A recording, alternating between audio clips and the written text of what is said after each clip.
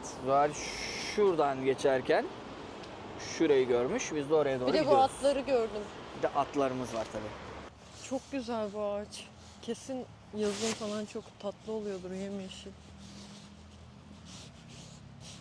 Aa, Bayağı farklı. çevresinde de bir sürü 12 şövalye masası gibi, bu nedir ya?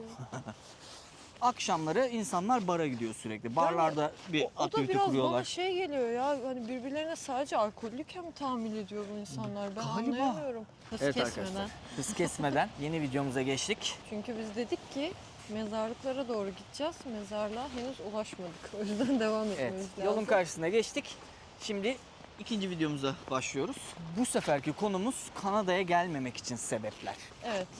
Yani çok clickbait bir başlangıç ama şöyle asıl olay, yani Kanada'nın aslında bizce eksi yönlerinden bahsetmek istiyoruz. Tabii ki bu gelip gelmemeye karar vermek kişisel bir şey yani. Onları da zaten bahsederiz. Aynen ya, bu Öznel sayacağımız konular şeyler de yani. kişisel. Aslında hepimizin sebepleri farklı olabilir. Bizim için sebepler, ben şöyle başlamak istiyorum. Bizim için en büyük eksi mesafe ve aile özlemi, arkadaş Evet. özlemi. Bunlar bizim için gerçekten çok büyük bir eksi. Ya çünkü biz burada kimseyi tanımıyorduk buraya geldiğimizde. Bayağı sıkıntılar yaşadık, sürekli iş aradık, o oldu, bu oldu. Ya bizim için en büyük sorun bu, çünkü saat farkı var. Ailemizle konuşmak istediğimizde acaba şu an saat orada kaç, uyuyorlar mı, uyumuyorlar mı, bunları düşünmek zorunda kalıyoruz her defasında. Bu bizim için biraz can sıkıcı olabiliyor. Evet ve çok uzak bir ülke, yani 11 saat uçuşla Türkiye'ye ulaşılıyor. Hem mesafe çok uzun, öyle hadi 4 ayda bir göreyim diyemiyorsunuz yani. O hani yılda bir, belki 2 yılda bir anca Evet. gidip Ya görebiliyorsunuz. bir de şöyle bir eksisi de var ya. Evet, 11 saat. Şöyle düşününce yani İstanbul'dan Fethiye'ye gitmek gibi düşünebiliriz. Ama işte sıkıntı şeyde de başlıyor. Fiyatta da başlıyor. Evet, uçak biletleri Uçak biletleri çok yüksek. inanılmaz yüksek. Yani buradan mesela ben şu an İstanbul'a gidiş dönüş uçak bileti almaya çalışsam 2000 dolara yakın bir fiyattan bahsediyoruz. Yani 2000 dolar da gerçekten can yakıcı bir rakam. Yani bizim kiramıza neredeyse eşdeğer bir rakam. Evet, yani o fiyatların yüksek olması doğal olarak, yani özlem, işte mesafe, bunlar bence en önemli eksi. Evet, bizim için en önemli eksisi bu. Onun dışında ya tabii ki yine dediğim gibi kişisel bu. Bunu dert etmeyen insanlar da olabilir. O yüzden bu hani gelmemek için bir sebep değil aslında. Evet. Bizce eksi olan Ya bir bizce durum. eksisi olan bir durum yani, çünkü şöyle şeyler de gördüm ben. Yani buraya gelip ailesini çok özleyip burada yapmak istemeyip geri dönen insanlar da gördük. Yani bizim şu an çevremizde geri dönen hali hazırda birkaç kişi var Türkiye'ye. Evet, önemli bir sebep. Onun dışında ikinci sebep ne diyebiliriz?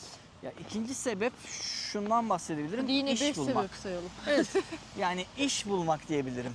İş bulmak sorunu, evet. İş bulmak gerçekten zor. Yani şöyle izah edebilirim. Yani alanınızda gerçekten profesyonel değilseniz ya da mesleğiniz gerçekten böyle dünyada aranan mesleklerden biri değilse, bunlar ne olabilir dersek, işte doktorluk, mühendislik.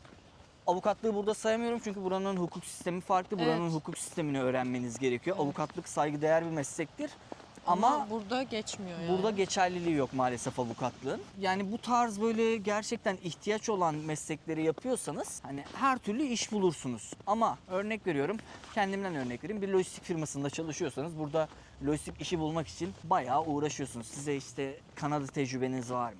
İşte şunu yapıyor musunuz? Evet, Yani ya bir da sürü sıkıntı çoğu yani. beyaz yakalılık diyebilirim. Evet, beyaz yakalılığın çoğu. Genel beyaz yakalılığın hepsi. Evet, burada da o denklikte işler var. Title'ınız ne olursa olsun, yani fark etmez. Beyaz yakalıysanız, ofis çalışanıysanız buradaki aynı eşdeğerde pozisyonda başlamanız çok zor bir şey. Yine sıfırdan başlamanız gerekiyor. Yani burada sıfır, buranın mavi yakalı işlerinde çalışıp kendinizi Kanada'ya adapte olduğunuzu ispat etmeniz, ondan sonra kendi alanınıza anca geçebilmeniz gerekiyor. Ve zaten diğer bir sıkıntı da şurada başlıyor. Mavi yaka işler bile bulamıyorsunuz. Evet, mavi yaka iş bulmak da sıkıntı. Hani her türlü iş bulmak sıkıntı. Orada bir uzun bir süreç var açıkçası. Eğer şansınız yaver giderse tabii bu süre kısalabilir ama tamamen şans meselesi açıkçası. Evet, yani bu örnek veriyorum ya, çok basit örnek. Herhangi bir kahvecide, herhangi bir markette iş bulabilmek için sürekli bir yerlere CV yolluyorsunuz. Sürekli insanlara gidip iş başvurusunda yapıyorsunuz ama bulamıyorsunuz bir şekilde. Yani almak istemiyorlar ya da ne bileyim, hali hazırda orada olan insanların arkadaşlarını, çevresine alıyorlar işe. Yani o yüzden bayağı sıkıntı yaşanıyor bu konularda. Evet, burada işe alımlarda network'e çok önem veriyorlar. Herhangi bir iş, yani hiç önemli değil işin ne olduğu. Network dediğimizde birazcık torpil gibi geliyor bize de, burada öyle almıyorlar onu. Hani network'ünüz kuvvetliyse, orada çalışan birini tanıyorsanız, hani o gidip patrona ben bu insanı tanıyorum, bu insan güvenilir diyor ve sizi öyle işe alıyor. Hani o yolla çoğu insan işe alınıyor. O yüzden böyle hani buraya yeni gelmiş biri olarak kimseyi tanımadığınızda vesaire bu süreç çok daha uzun ve sancılı oluyor. Orada da işte mecburen göçmenlerin çoğu serbest mesleklere yöneliyor. Uber gibi, yemek dağıtmak gibi, Amazon paketi gibi. Okey, bunlar da yapılıyor yani. Ya Bir bunlar şekilde yapılıyor. hayatta Bunlar kalıyorsunuz. evet, hayatta kalıyorsunuz. Hatta birçok başlangıç seviyesi işten daha iyi para kazanıyorsunuz. Şimdi bunun hakkını yemek istemiyorum. Ya kimse bana dönüp de şey diyemez burada, mesela Uber yaparak geçinemiyorsun, Uber yaparak ev geçindiremezsin diyemez. Eğer Uber'i gerçekten bir full time iş gibi yaparsanız burada gayet tek başına siz bile çalışsanız işi, yani evinizi, geçiminizi sağlayabilirsiniz her türlü. Evet, sadece işte eksi, mesela şöyle düşünürsek konuyu, Kanada'ya gelmemek için sebep, mesela örnek veriyorum. Hani Türkiye'de çok güzel bir işiniz vardır. Atıyorum yıllardır çalışıyorsunuzdur ve hani dediğimiz spesifik mesleklerden biri değildir. Yazılımcılık, mühendislik, doktorluk gibi mesela bunlar değildir. Başka diğer alanlarda bir işiniz vardır. Hani standartınız yüksektir. Evet, Hani Kanada'ya gideceğim ve orada aynı standartı yakalarım, ben nasıl olsa 8 yıllık deneyimliyim bu alanda diye düşünmeyin. Bu standartı yakalamanız 5-6 yılınızı alabilir burada. evet, yani Sıfırdan başlayacağınız. özellikle çevreniz yoksa böyle sıkıntılar yaşarsınız. Eğer çevreniz varsa bir şekilde yolunuzu bulursunuz diyebilirim. Evet, Ona yani bir şey böyle diyemem. bir risk var diyebiliriz genel olarak. Yani o riski göze almak gerekiyor. Onun Yani, dışında ne diyebiliriz? Onun dışında şöyle bir şeyden bahsedebiliriz. Bir diğer eksi, üçüncü kalem olarak ev kiraları diyebilirim, ev fiyatları diyebilirim. Ama bu ev fiyatları konusunda işte Toronto, Vancouver gibi büyük şehirler için söylüyorum. Burada herhangi bir kondo diyorlar burada. Yani bizdeki rezidanstaki bir daire gibi düşünebilirsiniz. Herhangi bir rezidanstan daire almak için bile en az böyle 800 bin dolar, 1 milyon dolar gibi bir rakamlardan bahsediyorlar. Toronto ve Vancouver için. Ya bunlar gerçekten yüksek rakamlar. Evet, ev almak birazcık ekstrem Ya hatta birikim şu an gerekiyor. Kanada'da yaşayan gençler de bu konuda çok dert yakınıyor. Hani ev alamıyorlar Toronto gibi yerlerde. Daha küçük şehirlere gidiyorlar ev alıp. Hani oralarda yine ev alabiliyorsunuz. Yani bu Türkiye için de geçerli. İstanbul'da ev almak çok zorken, yani örnek veriyorum, İstanbul'da almak istediğiniz evin fiyatına herhangi bir küçük şehre gidip 2 tane ev alabilirsiniz yani. Belki 3 tane. Bu değişiyor dediğim gibi ve ya ev kiraları da şu açıdan ev kiraları diyorum. İstanbul'la tabii ki de karşılaştıramam bunu. Türkiye'de birçok şehirle karşılaştıramam. Diyelim asgari ücretle çalışıyorsunuz burada ve ayda elinize 2300 dolar gibi bir rakam kalıyor. Ya bununla Toronto gibi bir yerde yaşamanız çok zor. Çünkü kiralar 2000 dolar gibi bir rakamlardan başlıyor artık. Hani daha uyguna tabii bir yer bulursunuz ama evin işte ev çok eskidir, işte ne bileyim böceklidir, bir şeydir, ya bir sürü problem çıkabilir. Hani o yüzden burada da gerçekten bir ev kirası sıkıntısı var. Onun Evet. haricinde mesela bu O, kategoriye sen söyle. O ev kirası konusunu da şöyle çözüyor gördüğüm kadarıyla insanlar. Asgari ücretli çalışanlar, tek başına yaşayan kişiler doğal olarak ev kiralayamıyor. Ev arkadaşlığı kültürü var burada. Evet. Yani bayağı hani 35-40 yaşındaki insanlar da, eğer tekse, hani evli değilse, çoluklu çocuklu değilse, insanlarla 2 kişi 3 kişi bir evi paylaşarak yaşıyorlar ve bu çok normal bir şey Toronto için. Evet, çünkü yani Çünkü mümkün değil öbür türlüsü yani. evet, diğer türlü şey oluyor, işte ayda 1000 dolar eve veriyorsunuz. Yani ki odaya veriyorsunuz işte bu şekilde. Ayda 1000 dolar odaya veriyorsunuz. Ayda geri kalan 1300 dolar sizin cebinize kalıyor.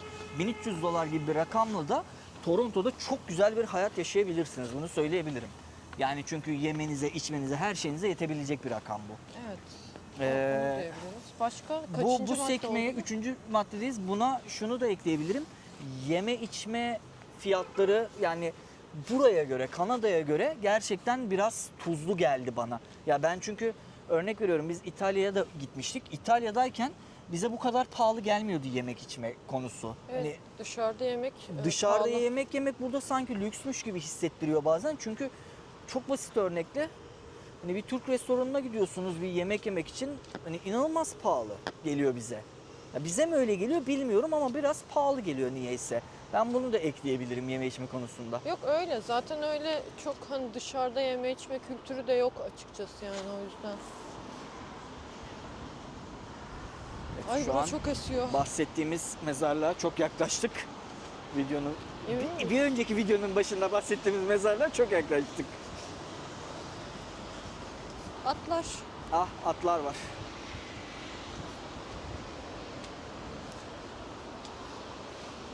Meşhur Yank Caddesi. Evet.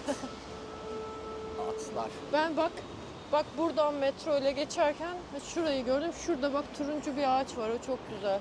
Evet, Zuhal şuradan geçerken şurayı görmüş. Biz de oraya doğru Bir de bu gidiyoruz. atları gördüm.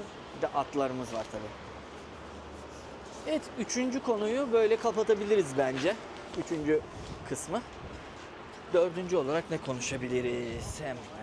Dördüncü olarak şöyle bir şeyden bahsedebiliriz. Kanada ve Amerika'da bu çok yaygın. Evsiz sorunu ve uyuşturucu sorunu diyebilirim. Yani size bir zararı yok bu evsizlerin ama yine de bir huzursuz hissediyorsunuz yanlarından geçerken. İster istemez. Bu oluyor yani. Ya kişisel olarak ben bunu kendi maddeme koymam bu arada. Bu evsiz ya da uyuşturucu sorunu beni rahatsız eden bir sorun değil. Yani normal günlük yaşamda açıkçası beni rahatsız eden bir şey değil. Ama yani Kanada'nın Ama hani, eksileri arasına evet, koyabiliriz eksiler bunu. arasına koyabiliriz. Hani bu konuda hassas olan insanlar atıyorum yani soluduğunuz havanın %90 uyuşturucu havası olabiliyor bazen. İnsanlar hunharca açık Kayıyorlar. seçik uyuşturucu kullanıyorlar ve ben hala alışamadım bu duruma. Evet, ben de Sanki alışamadım. normal bir şeymiş gibi hani evlerinin önünde sağda solda çok rahat bir şekilde o dumana maruz kalabiliyorsunuz.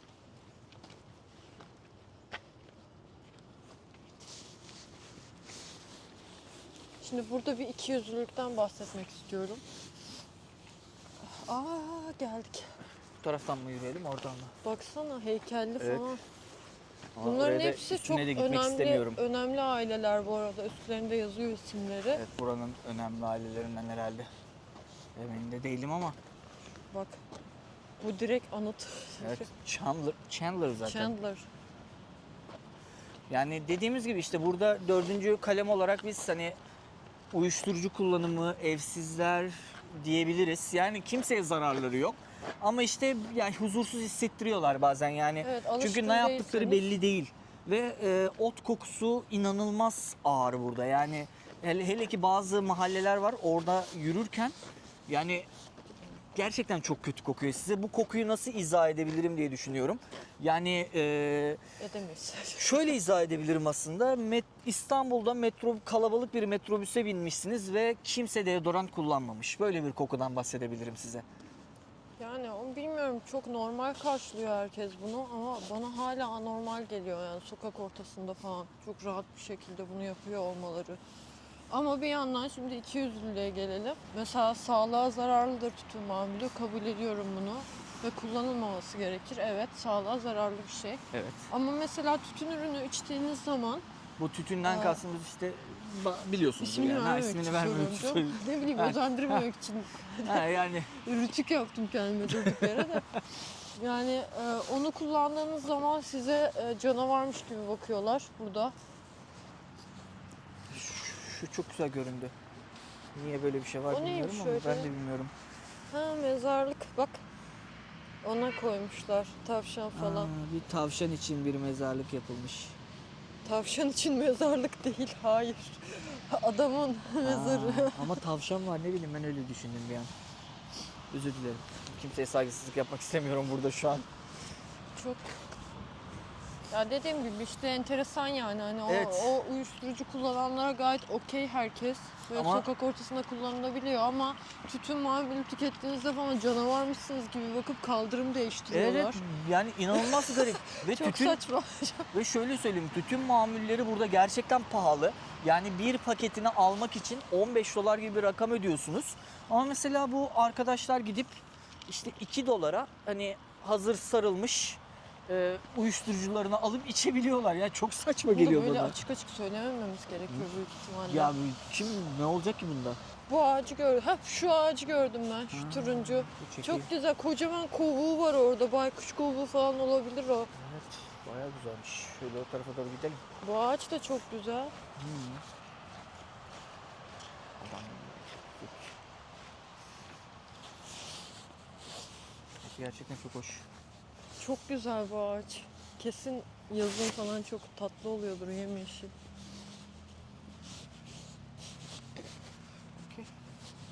İstersen o şeyden mi devam edelim, trail'dan mı devam edelim, buradan böyle içeriden mi devam edelim? Buradan trail'a dönebiliriz ya. Döneriz elbette, aynen.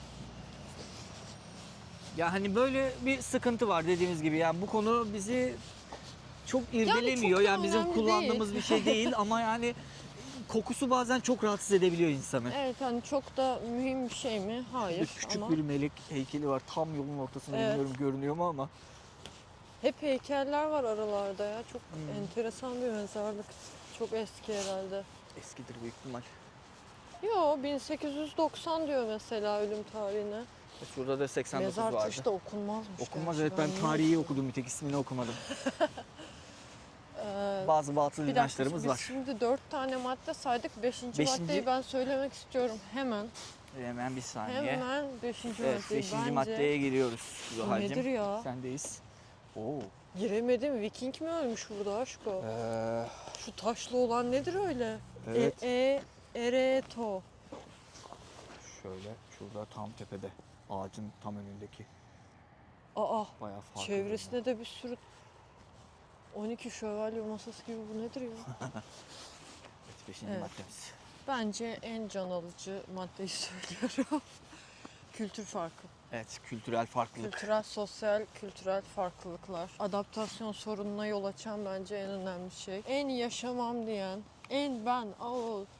ben Nickelodeon'la büyüdüm. Amerikan kültürü, Kanada kültürü benden sorulur. Ben Justin Bieber hayranıydım zaten. Kanada bana uzak değil diye düşünüyorsanız yanılıyorsunuz arkadaşlar. Çok saçma bir giriş yaptım, dur. Şöyle diyeyim. Yani kültür farkı bence en büyük etmenlerden biri. Negatif etmenlerden. Sosyal hayattan örnek verelim. En basitinden benim için önemli olan 2 tane nokta var. Beni şaşırtan ve alışamadığım buradaki insanlar, yaşam tarzı hakkında. Birincisi iletişim şekilleri. Aşırı sığ arkadaşlık anlayışları. Yani şöyle, 2 tane en yakın Kanadalı arkadaşın sohbetlerini falan dinlediğinizde ya da Kanada'da uzun süredir yaşamış 2 göçmen vesaire, hani Kanada'ya artık adapte olmuş bu kültüre. İnanılmaz sığ bir iletişim dinliyorsunuz sürekli. Yani havanın soğukluğu ve alelade üstünkörü bazı konular dışında herhangi bir sohbetleri yok. Yeni tanıştığınız insanlarla da o şekilde asla sizi umursamıyorlar. Hani bizim çok alışık olmadığımız bir şey. Sizi umursamıyorlar. Nasılsın, iyi misin sorusuna aslında bir cevap beklemiyorlar. Yani thank you deyip devam etmeniz gerekiyor. Çünkü aslında nasıl olduğunuzu sormuyor kimse. Evet, kimsenin umurunda değil Kimsenin bunlar yani. Kimse birbirinin umrunda değil. O yüzden de doğal olarak bu arkadaşlık stili ya da bu iletişim stili bir süre sonra çok yapay gelmeye başlıyor ve doğal olarak insanlarla muhatap olmamayı seçiyorsunuz diyeceğim de genellemeyeyim, ben kendim için söyleyeyim. Benim için de aynı şekilde ilerliyor çoğu konuda yani bu. Yani- İnsanlar çok soğuk bir kere. Mesela Evet. nasıl anlatabilirim? Yani buradaki insanlar evet çok iyi diyebilirim bunu. İyiler. Çünkü O konuda uzak bir herkes şeyim yok. birbirine. Herkes birbirine uzak. Ama mesela çok soğuklar. Yani örnek veriyorum, arabama aldığım yolculardan örnek vereceğim. Mesela merhaba, hoş geldiniz, nasılsınız diyorum. Hiç cevap vermiyor. Yani çoğu zaman nasılsınız sorunuza cevap alamazsınız. Hatta selamınıza bile, merhabanıza bile çoğu zaman cevap alamazsınız. Böyle tuhaf yönleri var. Onun dışında iletişim tarzında en çok canımı sıkan şey, bundan çok övünüyorlar bu arada. Zaten burada ilk geldiğimde okulda verilen oryantasyonda söylenen ilk şeydi bu. Zaten hani direkt Orta Doğulusunuz muamelesi yaptıkları için böyle karşımıza oturdular ve oryantasyon veriliyor. Şey dediler, sizin iletişiminiz, böyle şemalar falan çizmişler. Sizin iletişim tarzınız işte indirekt bir iletişim tarzı coğrafyanız sebebiyle. İşte bizim iletişim tarzımız direkt bir iletişimdir. İşte bu size ofensif gelecek, bu size çok tetikleyici gelecek ilk başta. İşte alınacaksınız, pasif agresif gibi gelecek. Ama halbuki biz sadece doğruları ve direkt olarak iletiriz diyorlar. Bunun da anlamı ne? Direkt konuşma stilleri var. O da karşındaki insanın duygularına önem vermeden konuşmak aslında Türkçesi. Patavatsızlık. Yani mesela bir yerde çalışıyorsunuz. Patronunuz size bir konuda feedback verecek diyelim ki. Şey diye feedback vermiyor. Hani karşımdaki çalışanın duygularını kırmayayım. Hani ona göre düzgün söyleyeyim. Önce biraz artılarını söyleyeyim. Sonra bak şurada yanlış yaptın diyeyim. Buna indirekt hani karşındaki şey yapmadan biraz dolaylı anlatarak. Biz öyle yaparız. Burada ama şey diyor direkt. Bunu yanlış yaptım, bir daha yanlış yapma deyip gidiyor mesela. Hani Değişik ya. ya da işte herhangi başka bir alanda, arkadaşlıklarda da o şekilde birbirlerine bir şey söyleyecekleri zaman pat diye söylüyorlar. Hani hiç onu böyle biraz edebileştireyim, sağdan söyleyeyim, soldan gireyim yok. O da biraz pasif agresif geliyor açıkçası bana. Bana da yani Yani çok normal gelmiyor yani. Hala farklı. alışamadım. O bence günlük hayatınızda her gün yaşayacağınız, hani gidip marketteki kasiyerle bile konuşurken hissedeceğiniz bir sıkıntı olacak. Evet yani ben mesela bu kültürel farklılıklara şeyi de eklemek isterim ben. Çok kültürle alakası yok ama çok basit örnekle mesela Türkiye'de İstanbul genelinden örnek verebilirsem mesela herhangi bir kafeye gittiğinizde saatlerce oturup çay kahve içebiliyorsunuz. O kafe gece 12'ye kadar açık olabiliyor. Burada herhangi bir kahveci akşam 6-7 bilemedin 8 gibi kapatıyor. Kepengini kapatıyor gidiyor. Sosyal hayatın eksikliği de var tabii bunun içinde, Ya kültürel farklılığın Evet, içinde. sosyal farklılıklar çok fazla burada. Ya çünkü bizdeki sosyal aktiviteler arkadaşlarınızla bir kafeye gidip oturup sohbet, muhabbet etmek, saatlerce o kafede vakit geçirmekken Ben hiçbir burada- Kanadalı'nın hiçbir arkadaşıyla bir kafede 5 saat sohbet edebileceğini düşünmüyorum. evet burada da buranın da şöyle bir Öyle sosyal bir yok aktivitesi yani. var. Herkes burada bara gidiyor. Yani akşamları insanlar bara gidiyor sürekli. Barlarda bir O da aktivite biraz kuruyorlar. bana şey geliyor ya, hani birbirlerine sadece alkollüyken mi tahammül ediyor bu insanlar? Ben Galiba. anlayamıyorum. Galiba Hani- anlayamadığım bir sistem bu benim yani. Çünkü Çok gerçekten değişik. kafe kültürü yok ya. Ama mesela bazen ben böyle Uber yaparken böyle küçük kafeler görüyorum. Böyle gayet şık duruyor. İçinde böyle 4-5 tane masası olan. Her zaman full bu kafeler. Ya bu insanlar kafeye gitmek istiyor. Ama böyle bir kafe yok ortada yani. Evet, bak en son şey örneğini vereyim. Bir yerde alışveriş yaparken, ya şimdi insanlara doğal olarak bir sohbet de başlatmayı çekiniyorsunuz burada. Ne Evet. tepki alacağınızı bilmediğiniz için. Ben açıkçası kimseyle sohbet başlatmamayı tercih ediyorum. En iyisi. Şöyle 2 tane kişi vardı. Biri çok belli böyle hani Kanadalı bir abimiz.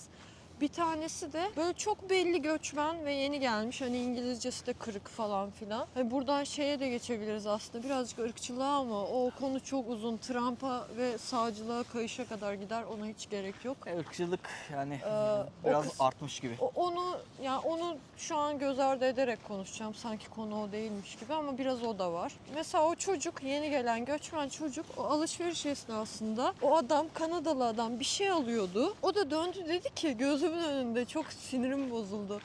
Şey dedi, bu iyi mi dedi, ben de alayım mı bundan dedi. Hani tavsiye istiyor adamdan. 2 tane alışveriş yapan, birbirini tanımayan insan. Döndü ve öldürecek gibi baktı çocuğa, Kanadalı adam, ve şey dedi, ben seni tanımıyorum ve seninle konuşmak zorunda değilim. Mümkünse susar mısın deyip döndü. O kadar kötü hissettim ki çocuk. İşte direkt konuşma stili diye buna diyorlar. Öyle, çünkü konuşmak istemedi ve seninle konuşmak istemiyorum, sus dedi ve döndü adam yani. Yani gerçekten. Ben çok alındım yani. Hani çocuk adına çok alındım. Hani ne gerek vardı öyle bir şey yapmasına? Tabii yani ne gerek var böyle bir şey yani çocuk sana bir tavsiye istemiş yani. Ya de ki bilmiyorum, de geç Ha. mesela, hani dolaylı yoldan niye kırıyorsun Aynen. ki direkt, hani.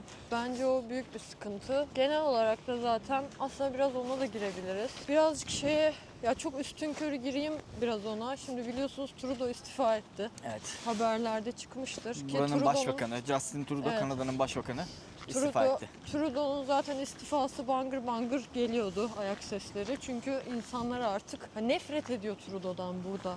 Öyle bir nefret. Yani bunun en büyük sebebi de yani söylenen en büyük sebebi de izlediği göçmenlik politikaları çok kayıyor yer. Oh, Yer çok kayıyor. şu an kayak yapıyorum bir saniye. Buz pateni yapıyoruz. O yüzden düz devam edelim. Evet arkadaşlar, Trudeau'nun istifa edeceği zaten belliydi. Çünkü Bangır bangır belliydi çünkü. bangır bangır belliydi. Çünkü göçmen politikaları sebebiyle, göçmenlere kucak açması sebebiyle Kanadalılar tarafından nefret ediliyordu artık. Ya ama bu şöyle anlatayım. Bu göçmenlik politikalarının en büyük eksisi şeyde başlıyor. Gelip iltica edenlere okey vermelerinde sıkıntı başlıyor. Genelde ilticaları istemiyor Kanada vatandaşları İltica zaten. ve savaş mağdurlarını, Evet. Ukrayna olsun vesaire, onları kucak açmasından dolayı aslında en büyük sıkıntı orada çıktı. Halkın büyük nefretini kazandı Trudeau. Zaten belliydi istifa edeceği ama buna, yani istifanın son damlasını Trump koydu. Çünkü Trump alenen Kanada'yı tehdit etti. Evet, Trump şöyle bir şey istiyor. Ya bu olabilecek bir durum değil ama Trump diyor ki Kanada Amerika'nın 51. eyaleti olsun. 51 mi 52 mi bilmiyorum ama. Ya konu aslında o değil. Benim anladığım kısım şöyle. Trudeau zaten önümüzdeki seçimleri kazanamayacaktı. Yakın zamanda seçimler olacak.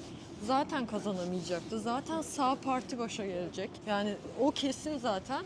Trump da bunu netleştirdi. Çünkü Trump dibindeki ülkenin solcu olmasını istemiyor. Sağ partinin başa gelmesini istiyor. Dünyada da biliyorsunuz ki sağın önlenemez bir yükselişi var maalesef. Ondan ötürü Milliyetçi aynen. aslında diyebiliriz. Sağın önlenemez yükselişi Kanada'yı da bu şekilde vurmuş oldu. Trump'ın son hamlesiyle, çünkü Trump bu açıklamasından sonra olur da Trudeau kazansaydı zaten mahvedecekti Kanada'yı ekonomik açıdan ambargolar uygulayarak. Hatta Çünkü istemiyordu yani. Şey diye de biliyorum. Sınırları açacağım, size yollayacağım falan diyordu Aynen. galiba göçmenleri. O yüzden zaten Trudeau böyle bir riski almadı yani. O küçücük kazanma ihtimalini de istemedi adam doğal olarak.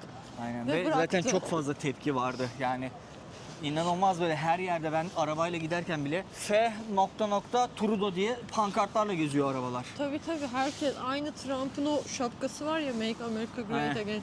Aynısını hani F Trudeau diye yapıyorlar. Aynen yani. öyle. Bildiğiniz küçük bir Amerika. Hani zaten tarihte de öyle. Amerika'nın politikası neyse Kanada'nınki de odur, çünkü öyle yani. Evet. Doğal olarak şimdi bu konuyla ne ilgisi var diyeceksiniz. Kanada halkı aslında Kanada göçmen ülkesi. Yani hani Kendileri de göçmen aslında. Aileleri, Aslında, geçmişleri evet. hepsi göçmen. aslında herkes göçmen arkadaşlar. Kanadalı dediğimiz insanların da çoğunun kökeni zaten Kanada değil. Ama yani bugüne kadar bu göçmenlik bir sorun teşkil etmiyorken, bu sağın devasa yükselişiyle, bu faşizmin, milliyetçi, işte sağcı, Trumpçı vesaire kesimlerin etkisiyle birlikte Kanada'da pandemi sürecinden itibaren özellikle devasa bir göçmen karşıtlığı başlıyor. Ve Kanadalı halk gerçekten sosyal hayatta da göçmenlere artık kötü davranmaya başlamış izlediğim Evet. kadarıyla. Ve biz bunun İstemiyorlar örneklerini... çünkü gerçekten öyle bir şey var yani. Ben bunun örneğini görmesem teorisi olarak anlatmazdım ama önümüzde çok fazla örnek yaşandı. Hani bir Kanadalı'nın bir göçmene davranışlarını falan kendimiz Ya bana bizzat bile gördük. mesela İngilizcem üzerinden ırkçılık yapmaya çalışılındı Bana yani. da yapıyorlar arkadaşlar, yani aksanınız farklı olduğunu anladığı an yapıyorlar yani. Aynen. Pasif agresif bir şekilde, asla belli etmeyecek şekilde yapıyorlar. Bunun da sebebi şu anda var olan politikalar. Yine başa dönüyorum arkadaşlar, konu insanlar değil, konu insanları yönlendirenler. Evet. Yine var olan dünyanın gittiği bu dereye yuvarlanış genel politika Kanada'yı da olarak etkiliyor yani. Kanada'yı ve insanları da etkiliyor ve insanlar konunun asıl sebebine odaklanmak yerine birbirlerine nefret kusmaya başlıyorlar. Benim kanım bu yani. Hani Evet. yanlıştır doğrudur bilmiyorum. Ya bizim için bunu söyleyebiliriz yani. Toparlayacak olursak bu saydığımız başlıklar Kanada'ya gelmemek için sebep olabilir. Yani bu videomuzun da sonuna geldik. Ay çok konuştuk. Kusura bakma. Evet, biraz konuşasamız varmış. O zaman kendinize iyi bakın. Teşekkürler izlediğiniz için. Eğer videoyu beğendiyseniz beğenmeyi ve abone olmayı unutmayın. Kendinize iyi bakın.